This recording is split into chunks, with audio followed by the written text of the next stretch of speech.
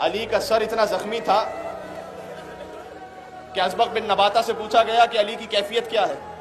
کہ علی کا چہرہ اتنا زرد ہو چکا ہے، علی کی پیشانی پر ایک زرد پٹی بندھی ہے، میں پہچان نہ سکا کہ چہرہ زیادہ زرد تھا یا پٹی زیادہ زرد تھی۔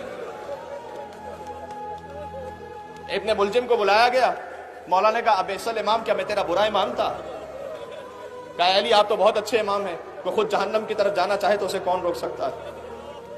کہا بیٹا حسن الا تری الی عینیہ، کیا تو نے اس کی آنکھوں میں نہیں دیکھا؟ خوف ہے اسے، اس کی رسیوں کو کھول۔ جس کوفہ میں علی نے قاتل کی رسیاں کھلوا دی، 20 سال بعد اسی کوفہ میں ایک رسی میں 12 گلے بندھے ہوئے تھے۔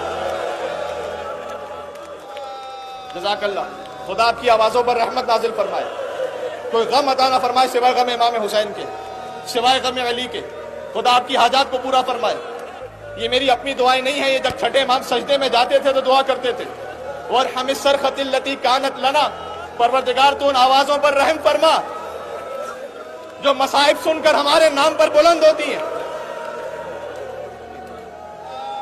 جزاک اللہ۔ کچھ دیر بعد طبیب نے کہا اے مولا حسن، آپ کے بابا کو اگر دودھ پلایا جائے تو زخم میں کچھ افاقہ ہو سکتا ہے۔ امام حسن گھر سے باہر بیت الشرف سے باہر تشریف لائے، دیکھا کچھ ہی دیر میں کوفہ کے چھوٹے چھوٹے یتیم بچے اپنے ہاتھوں میں دودھ کا جام لیے کھڑے تھے اور کہہ رہے تھے کہ اے مولا، آپ کے بابا نے ساری زندگی ہمیں پالا ہے، آج ہم اپنے حصے کا دودھ لے کر علی کے پاس آئے ہیں۔ کوفہ کے یتیم فخر سے کہتے تھے ہمیں یتیم نہ کہو، ہمارا بابا علی ہے۔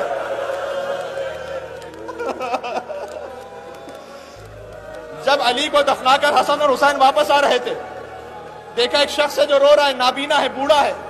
کہا اگر تیرے پاس کھانا نہیں ہے تو تجھے کھانا دوں، لباس نہیں ہے تو لباس دوں۔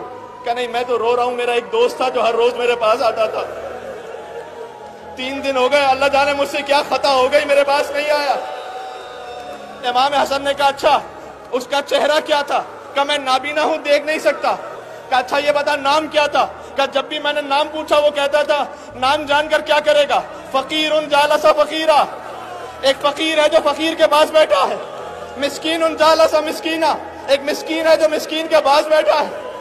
حسن نے کہا وہ کوئی اور نہیں، میرا بابا علی تھا۔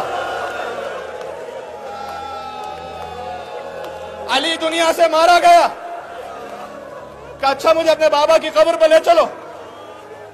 علی کی قبر پر یہ شخص پہنچا، کہتا ہے پروردگار جب تو نے میرے محسن کو اٹھا لیا مجھے جینا نہیں ہے۔ چیخ ماری، علی کی محبت میں رخصت ہو گیا۔ یہ تھا یتیموں کے دل میں علی کا پیار۔